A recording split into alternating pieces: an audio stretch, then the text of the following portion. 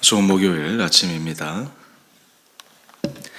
찬송가 196장 찬양하겠습니다. 성령의 은사를 나에게 채우사 주님의 사랑 가지고 나 살게 하소서. 성령의 은사를 나에게 채우사 정결한 마음 가지고 나 행케 하소서. 성령의 은사를 나에게 채우사 더러운 세상 탐욕을 다 태워주소서. 성령의 은사를 나에게 채우사 영원한 주님 나라에 나 살게 하소서. 아멘. 오늘 말씀 요한계시록 5장 1절에서 7절까지입니다. 내가 보매 보좌에 앉으신 이의 오른손에 두루마리가 있으니 안파우로 썼고 7인으로 봉하였더라. 또 보매 힘 있는 천사가 큰 음성으로 외치기를 누가 그 두루마리기를 펴며 그 인을 떼기에 합당하냐 하나 하늘 위에나 땅 위에나 땅 아래에 능히 그 두루마리를 펴거나 보거나 할 자가 없더라. 그 두루마리를 펴거나 보거나 하기에 합당한 자가 보이지 아니하기로 내가 크게 울었더니 장로 중에 한 사람이 내게 말하되 울지 말라. 유대 지파의 사자 다윗의 뿌리가 이겼으니 그 두루마리와 그 7인을 떼시리라 하더라. 내가 또 보니 보좌와 내 생물과 장로들 사이에 한 어린 양이 서 있는데 일찍이 죽임을 당한 것 같더라. 그에게 7뿔과 7눈이 있으니 이 눈들은 온 땅에 보내심을 받은 하나님의 7영이더라. 그 어린 양이 나와서 보좌에 앉으신 이의 오른손에서 두루마리를 취하시니라. 아멘. 좋은 목요일 아침입니다. 어제 이어서 오늘도 또 눈이 많이 내리고 있습니다. 오늘 우리 출퇴근길 또 일상의 삶의 자리에서 하나님께서 우리 온 성도님들을 안전하게 지켜주시는 복된 하루 되시기를 원합니다. 요한계시록 말씀을 묵상하면서 이제 본격적으로 심판에 대한 말씀을 묵상하기 전 오늘 7인을 봉한 두루마리에 대해서 함께 묵상하기를 원합니다. 계시록은 앞으로 있을 장차 올 일 심판에 대한 구체적 말씀을 비유적으로 설명하고 있습니다. 7인, 7나팔, 7대접, 하나의 인들이 떼질 때마다 일어나는 일들, 또 나팔 대접으로 인해서 여러 가지 심판 최후의 날에 어떤 일들이 벌어질 것인가에 대해서 미리 알려주시고 또 그것을 보면서 기도함으로 준비할 수 있는 그 성도들의 마음가짐을 우리들에게 계속해서 권면하고 있습니다. 우리에게 있어서 부인할 수 없는 모든 사람들이 걸어가야 될 길이 있습니다. 바로 그것은 죽음이라고 하는 것입니다. 사람이 이 세상에 태어나면 어느 누구도 예외 없이 다 죽음의 길로 걸어갑니다. 그런데 그때가 언제인지 알고 가는 사람은 아무도 없습니다. 물론 나이가 들어가면 그때가 점점 가까웠다라고 하는 것을 느끼기는 하지만 실질적으로 맨날 며칠 몇 시 구체적으로 언제 특정한 그 시각에 내가 하나님의 부름을 받을지에 대해서 알고 가는 사람은 많지 않습니다. 그런 의미에서 노년의 여러 기도 제목들 가운데 죽음을 위해서 기도하는 분들이 있습니다. 그 죽음이 복된 죽음이 되게 해달라고, 그 죽음을 통해서 가족들에게도 주변 사람들에게도 정말 은혜의 덕을 끼칠 수 있는 복된 죽음이 되게 해달라고 기도하는 참 아름다운 기도가 있습니다. 영어에도 well dying이라고 하는 표현이 있는데요. 우리는 죽음이라고 하는 것은 멀리해야 될 것, 삼가야 될 것, 두려워해야 될 것 이렇게 생각할 수 있지만 사실 죽음이라고 하는 것은 신앙적 차원에서 바라보게 되면 우리가 이 땅의 수고와 모든 것들을 다 내려놓고 하나님 앞에 나갈 수 있는 그러한 관문이지 않습니까? 특히 구원의 확신이 있고 하나님의 은혜의 보좌 앞에 우리가 나갈 수 있다라고 하는 믿음이 있으면 그 죽음이라고 하는 것은 두려움이 아니라 또 하나 영생의 문이 열리는 그 출발점이요. 그런 의미에서 그것을 새로운 차원으로 바라볼 수 있게 됩니다. 하지만 우리가 이 땅을 살아가면서 죽음이라고 하는 것은 끊임없이 우리에게 시시각각 밀려오는 불안과 두려움을 가져다 주게 됩니다. 또한 이 죽음은 개인적 죽음뿐만 아니라 공동체적인 죽음, 몰트만이 얘기한 것처럼요. 지금 전 세계에서 여러 가지 힘든 일들이 있지만 특히 전쟁이 일어나는 나라들을 보게 되면 그 나라의 사람들이 정말 무고하게 무수히 죽어가는 모습을 바라봅니다. 그들은 그 전쟁으로 인해서 자신의 일상의 평안한 삶을 누리지 못합니다. 하루하루를 그냥 불안함 속에서 살아갑니다. 이 공동체적인 정말 그러한 죽음에 직면할 때 온 나라가 전쟁의 공포, 죽음의 공포에 휩싸이지 않겠습니까? 오늘 이 계시록에서 말씀은 이러한 개인, 공동체적인 종말 넘어서서 전 우주론적인 종말론을 의미하고 있습니다. 이러한 말씀을 우리가 묵상하고 알 때 우리에게는 어떤 하나님의 은혜를 경험할 수 있을까요? 바로 그것은 오늘 이 하루의 삶이 우리에게 주어진 정말 하나님의 은혜의 선물이요 소중한 시간임을 기억하고 당장 오늘 이 하루를 어떻게 하나님 앞에 진실함으로 살아갈 수 있을까? 또한 기쁨으로 감사함으로 살아갈 수 있을까? 또한 그 하루하루 속에 하나님께서 우리에게 허락하시는 그 행복함으로 살아갈 수 있을까? 이런 것들을 생각하게 됩니다.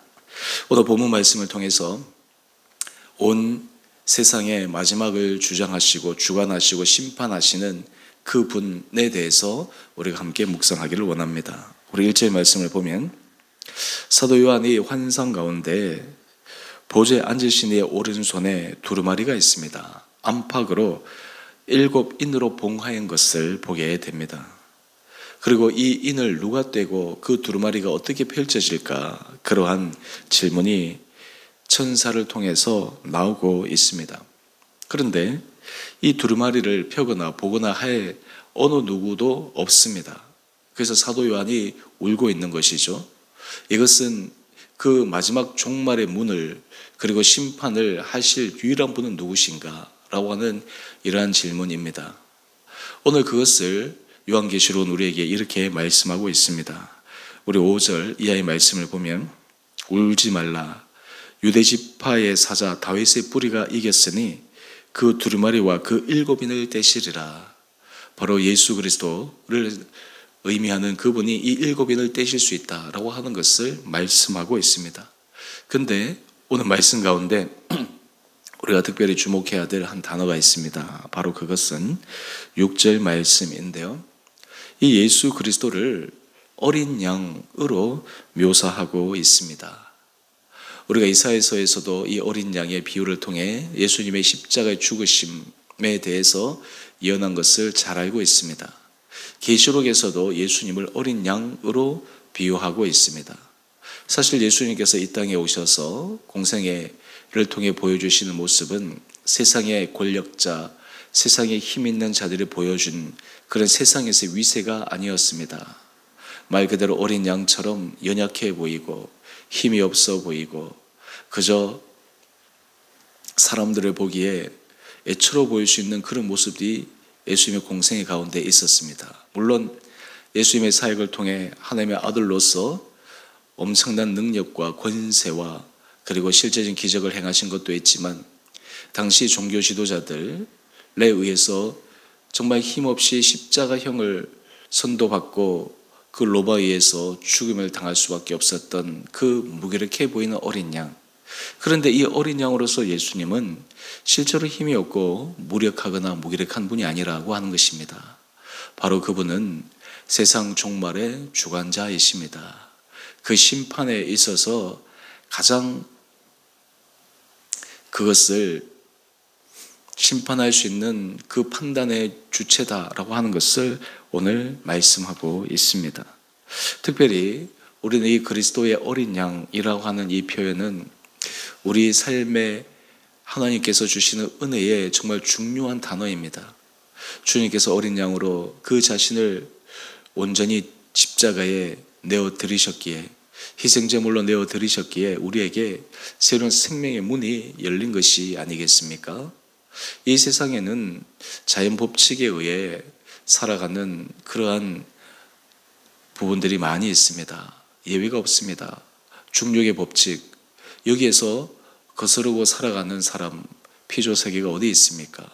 그와 마찬가지로 이 자연 법칙 가운데 하나는 인과의 법칙, 원인이 있으면 결과가 있는 그러한 자연의 법칙 속에서 이 자연의 질서가 형성되고 그리고 진행됩니다. 사람이 자신이 지은 죄가 있으면 그 지은 죄의 결과는 반드시 따라오게 됩니다. 자신 살아있을 때든 아니면 죽을 때든 또 아니면 시간이 흘러서든 그것이 당연한 결과입니다. 그런데 이러한 결과를 뒤집을 수 있는 유일한 길은 무엇일까요? 바로 예수 그리스도의 보혈의 능력입니다. 십자가의 보혈입니다. 그 십자가의 보혈이 사람의 죄와 허물을 가리워지고 덮어주고 또한 그것을 감사줌으로 말미암아 당연히 죽어야 될 그 죄인들이 십자가의 보혈의 능력으로 살아날 수 있는 새로운 구원의 문, 소망의 문이 열렸다라고 하는 것입니다.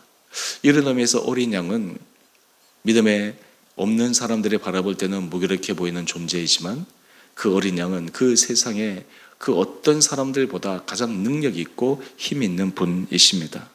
오늘 그것을 상징하는 다음 단어가 우리 6절 말씀을 보면 그에게 7뿔과 7눈이 있다라고 말씀하고 있습니다. 또한 이 눈들은 온 땅에 보내심을 받은 하나님의 7영이라고 말씀하고 있습니다. 우리 본문 해설을 보게 되면 이 7뿔과 7눈에 대해서는 하나님의 능력과 그리고 전지하심, 그리고 7영은 하나님께서 보내시는 성령. 여러분, 이것이 바로 예수 그리스도를 통해서 이 땅을 통치하시고 주관하시는 그 하나님의 놀라운 섭리와 계획을 말씀하고 있습니다. 물론 이 세상은 공중 권세 잡은 자 사탄이 세상을 지배하는 것 같습니다. 그리고 세상을 주도하는 것 같습니다. 하지만 그 공중 권세 잡은 자 사탄을 능히 무너뜨리고 이기고 그리고 그것을 거꾸로 뚫을 수 있는 유일한 분은 오직 예수 그리스도이심을 우리가 말씀을 통해서 확인할 수 있습니다. 사실 세상의 마지막 심판과 종말도 바로 어린 양, 그 예수의 손에 달려 있습니다. 여러분, 이런 의미에서 우리는 예수 그리스도 앞에 우리의 마음을 온전히 내어드릴 수 있습니다. 우리의 인생을 주장하시는 그분 앞에 우리의 모든 것을 맡겨드릴 수 있습니다. 또한 그 앞에 인생에 있어서 어떤 상황에서도 믿음 안에서 견고하게 서 갈 수 있습니다. 당시 초대교회 성도들이 큰 환난과 심판 가운데 있었지만 이러한 요한계시록을 통해서 앞으로 장차 되어질 심판의 날을 생각할 때 그들은 힘든 핍박 속에서도 흔들림 없이 믿음을 견지해 갈 수 있었습니다. 여러분, 우리에게 주신 하나님의 은혜 가운데 하나는 하나님께서 이미 말씀하신 말씀을 통해 앞으로 될 일에 대해서 우리에게 알게 하여 주신다라고 하는 것입니다. 구체적으로 분명하게 확실하게 알 수는 없지만 어떻게든 하나님께서 하실 그 일을 어렴풋하게 때로는 어느 정도 감으로 알 수 있는 그런 놀라운 은혜를 주셨습니다. 이것을 아느냐 모르냐는 정말 하늘과 땅 차이죠. 그것을 알고 살아가는 사람들은 정말 그것을 늘 마음에 새기고 주의하며 하루하루를 정말 견실하게 살아갈 수 있게 되는 것입니다. 오늘 이 아침 우리 사랑하는 성도들 한 분 한 분들 심령 가운데 우리의 삶을 주장하시고 또 이 세상을 주관하시고 마지막 종말 때 세상을 심판하시는 능력의 주, 권능의 주, 어린 양 예수 그리스도를 바라보며 오늘 우리에게 주어진 시간, 우리에게 허락되는 환경, 또 하나님께서 우리에게 하시는 말씀 앞에 오늘도 겸손히 겸허히 또 감사함으로 하루를 기쁨으로 승리하는 복된 하루 되시기를 주님의 이름으로 축원드립니다. 함께 기도하겠습니다. 사랑의 주님, 그 7인을 떼실 유일한 분은 오직 어린 양 예수 그리스도임을 말씀합니다. 세상의 주관자는 사람이 아니라 전적으로 주님이심을 고백합니다.